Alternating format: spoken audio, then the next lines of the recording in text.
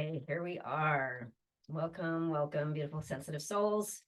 Welcome to Surviving to Thriving, where we address how to move from struggling and feeling like we're just barely surviving in a world that's too big, too fast, too loud, just too much, to a place of calm and actually thriving as highly sensing people. And since we're just on the outside of the holiday season, I would imagine there's been a bit of that too big, too fast, too loud stuff for you if you are highly sensing.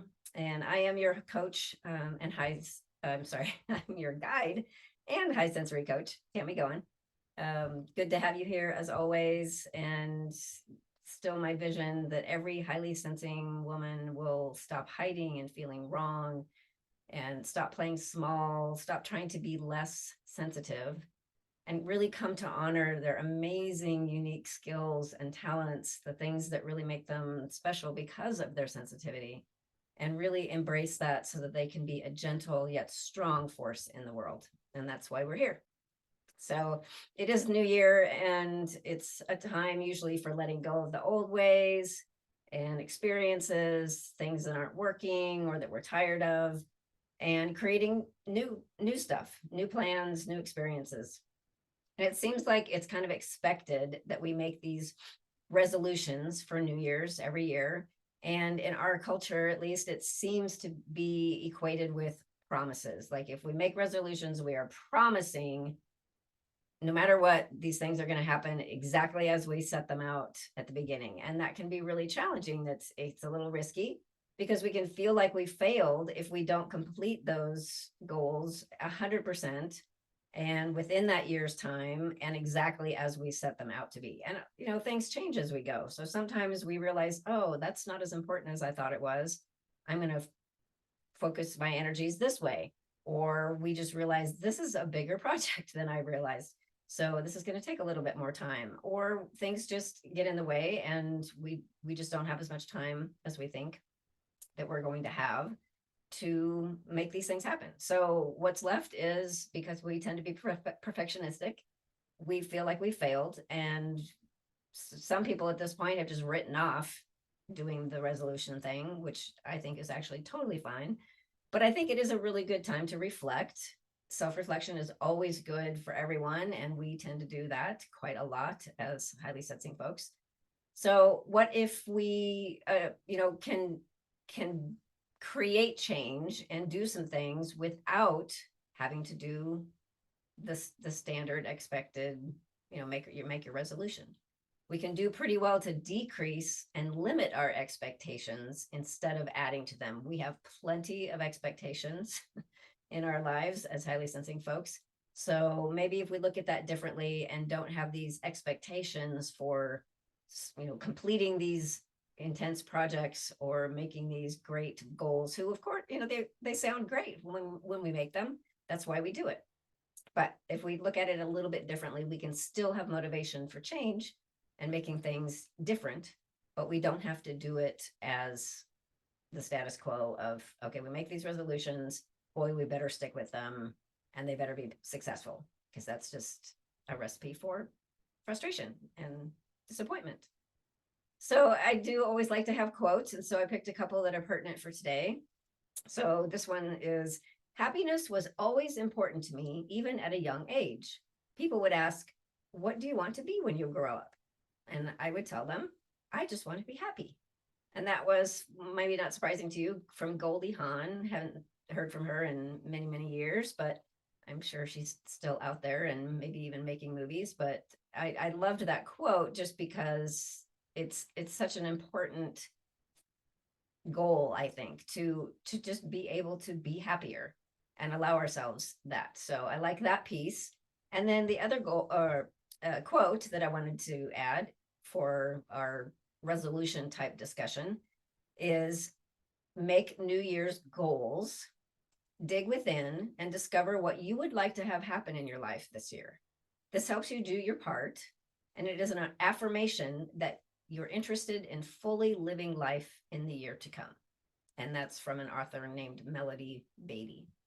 So I like both sides of those. I think it's really important for us to not lose sight of what makes us happy and do more things that make us happy, And then at the same time, feel motivated to create some change, not just, sitting back and doing the same things over and over and over, so that we're just not stuck in, that whole definition of, insanity, doing the same things and expecting a different result. If we don't focus on, oh, what do I want to change, then it's not likely to happen.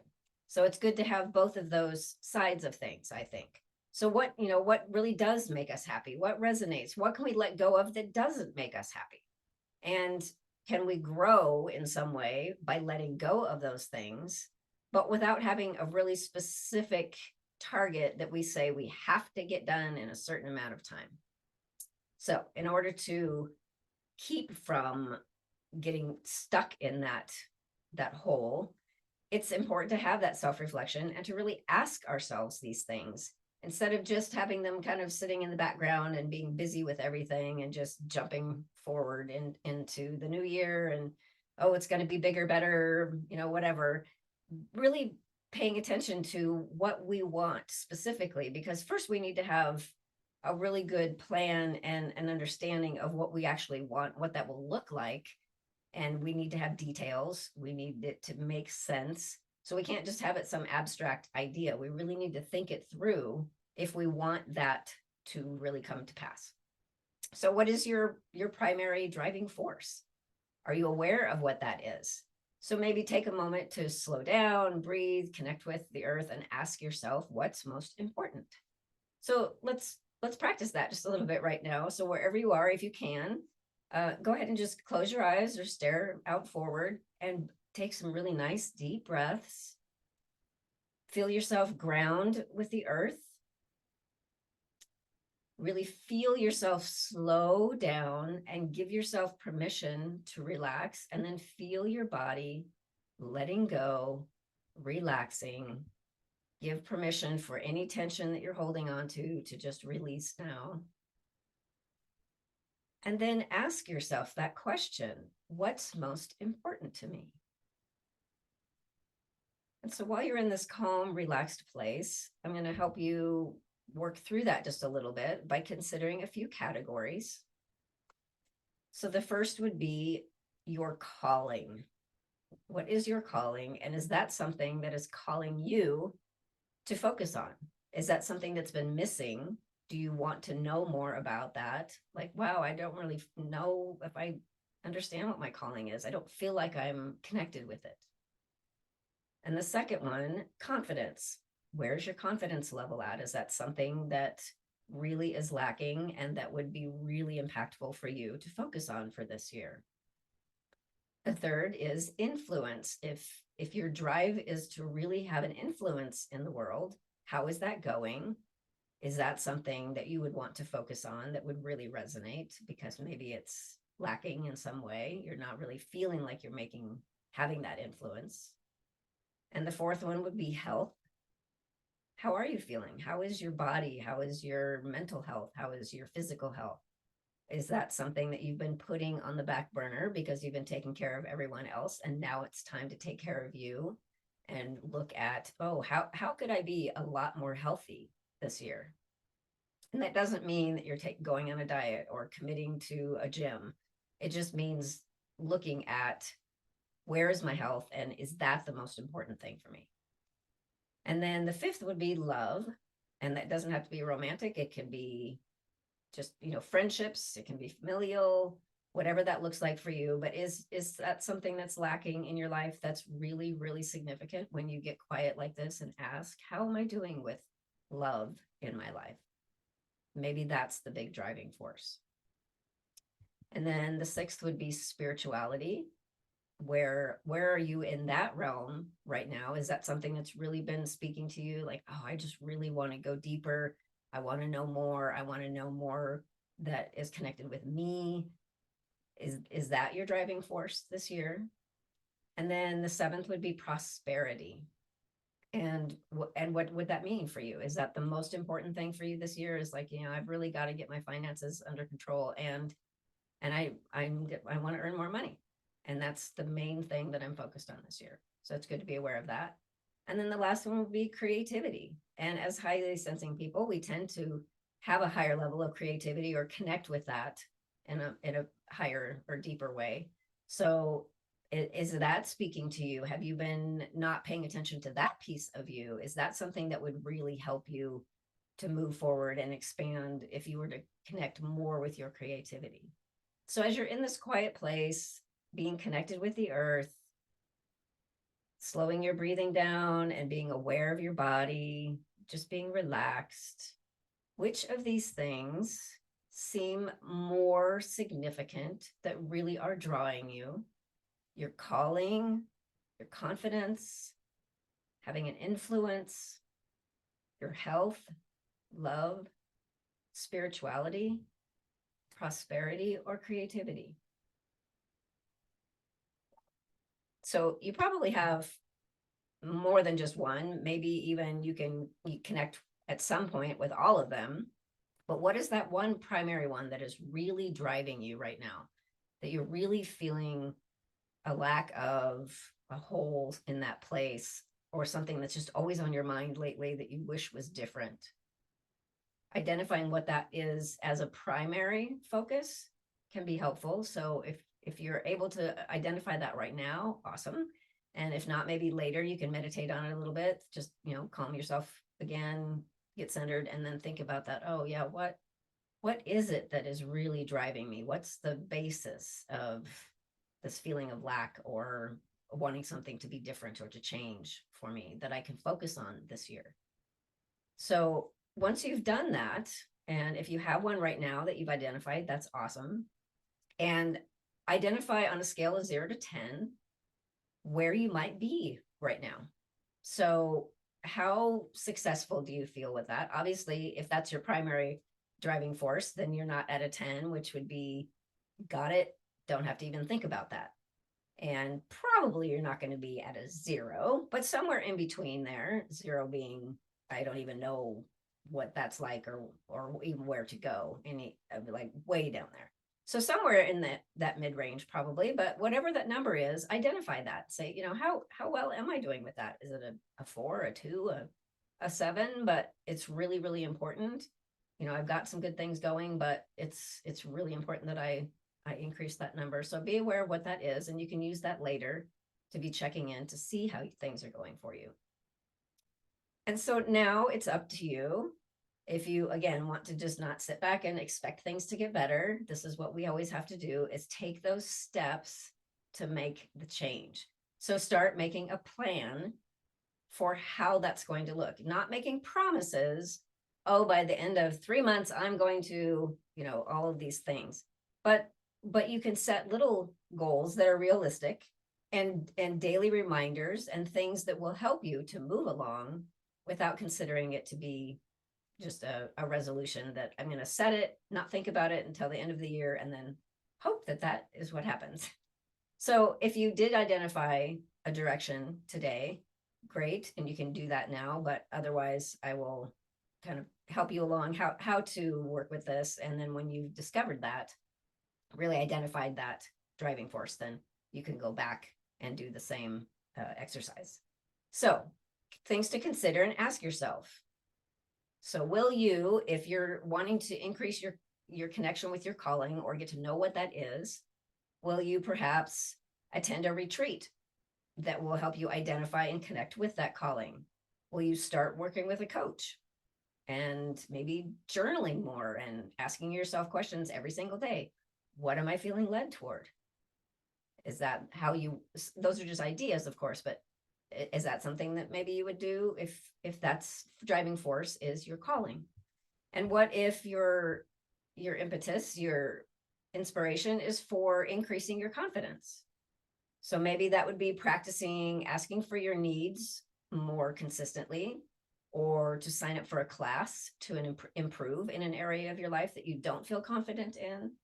There's so many things that you could do, but what speaks to you about that you could have some goals that you could actually accomplish without too much work, and that it wouldn't take you all year to do? Just some simple things that you can start into practice to help you along this journey. And if your driving force, your main issue, your primary concern is having more influence in life, then does that mean joining a group of interest that you have and becoming a contributing member or a voice that is in that group? Maybe it means joining a board of something that you've always been interested in or really believe in, or even running for office. I mean, until you start asking yourself these questions, or let's see what the potentials are, we never know. And if health is on your agenda, then, you know, maybe making some changes to your food plan and taking daily walks. Maybe it's changing some habits in order to get a more consistent, really quality sleep, which is so important for health in all ways: physical health, mental health, emotional health. All of that is really important for having to, or isn't really impacted by having good quality sleep. So maybe that's a really good focus to start on. Of course, you can always add to all of these things as you go, but having something to remind you and keep you focused is always a good idea. So if your main goal is around love, and I discovered after completing a coaching program at the end of the year that that's my driving force. So my focus is along these lines this year. So does that mean you might be reaching out to people you've not connected with for a while, or you don't see very often, and you want to increase that so you have that deeper connection? Does it mean starting to just tell people that you love them, or just experiencing that sensation and verbalizing it? Is there something that you can do to have more connection and love for yourself? And maybe that's part of what kind of comes up in this whole list, is taking that time for yourself instead of taking care of everyone else first. That's definitely part of self-love, and then being able to love others. So if your driving force is spirituality and you're wanting to make big changes in that area, maybe that means taking a course or starting to meditate in order to connect with your inner guidance and to be asking yourself more of these questions. Maybe it means learning about a different spiritual practice that you're not familiar with and seeing if that resonates. Doing something that will just help you feel like you're doing something to grow in that area. And then if prosperity is your focus, maybe that means creating a budget or starting that side business that you've been holding on to back here in your bank memory bank. There's like, one of these days, maybe this is the day to do that. Or maybe it's making some specific changes in order to grow your business. What are some of those little steps that you can take, or a new focal point that you can have that would actually impact your prosperity? And then if creativity is your focus, maybe that means taking an art class or starting a new DIY project. Maybe it's doing some coloring or drawing or singing or something that you can access easily when you're just taking your breaks throughout the day. Something that will just help you to be more creative, instead of just thinking, oh, it'd be nice if if I was more creative, but I don't see that showing up. So do something to make that happen. And a lot of times, whatever it is that we're doing, that we're just saying, okay, I need to take these steps. As we start to do it, we remember what our skills are and our abilities and why we like certain things. And then it kind of just gets things flowing. And then we start to do better just by putting our focus on there. So hopefully that gives just some starter ideas for any of those 8 focal areas. And once you've identified all of that within your primary, of course, you can also look at the rest of them and say, yeah, this is my, number 4 or whatever is my primary, but this one is pretty strong too. I'd really like to have this, change a little bit in some way. Then feel free to do the same exercise with that particular focus, and then say, okay, what can I do about this? Of course, making sure that you're not creating a sense of overwhelm where you're I'm going to do something for every single one of those categories and all these other things that I've been thinking of. That's, excuse me, one of the prescriptions for failure right there, is having too many things on your plate, trying to be successful with too many things. So it's the middle of winter and I still having allergy reactions sometimes. So once you have these patterns in or plans in place before they get to be a pattern, we have to remind ourselves every day and make sure that we are actually checking in. So you can use that 0 to 10 scale also as you start to go and make some progress and realize that some things are shifting. Say after 3 months or so, you could sit down with yourself again and say, oh, okay, how am I doing with all of these? And then ask yourself again, okay, number 4 is my main focus, which I believe is, I think that's health. Yes. Okay. As I presented it in the list. But anyway, whatever your focus is, say, okay, how am I doing with that? 10's the best it could be, 1's the worst it could be. Where am I at there? And then kind of compare that with where you were 2 or 3 months ago and see if anything pops up that lets you know, oh, okay, I'm getting some good momentum, but I'm feeling a little bit stuck in this particular way. What can I do to tweak that? And so it's a process throughout the year of making these little changes and having an overall viewpoint and focus on where you want to go, but not having a hard and fast, resolution that's going to work or not work. Just thinking of it as a process throughout the whole year. And you're saying, okay, I'm giving myself this goal so that I have something to work toward, but it's really about those everyday little steps and checking in with myself and seeing how I'm doing and what I need to shift. If it feels like something's not moving, then maybe those little steps need to be changed in some way. Or maybe there's something that's even deeper. Maybe you go back and look at that list again. And if you would like a written list of these 8 categories, feel free to reach out and I'll be glad to give that to you. But you can of course go back to the recording if you haven't written them down, and you can do that on your own when you review it. But if the one that you've chosen seems really primary, but when you go back and look at it, and you might say, you know what, actually I was thinking more of, here when I looked through it, but really when I see what resonates and feel, this other one is deeper, is more important. And so that's where I need to start. And so maybe shifting to, starting that again with, okay, what are the steps I can use to get toward a flow in that area, and maybe letting go of that first one and coming back to it at another time. Sometimes when we look at these things, we look at a list or we say, oh, what do I want? We get locked into our heads and we think about it versus saying, oh, what really resonates for me and what feels right. And so sometimes if we're going from our head, we can get some progress, but we'll feel like we're hitting walls. And it really just comes down to the fact that we weren't really listening to ourselves and going with the one that's really the most important, or the message that's the most important, we're not listening to.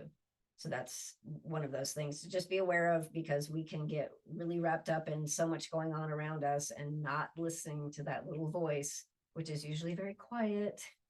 And if we really listen and do what that suggests instead of what we think the shoulds are or what everyone else is doing, then we're a lot more effective. So checking in as often as possible, just to see how you're doing, and also to see how that progress is going, and if anything needs to shift, need to make any adjustments.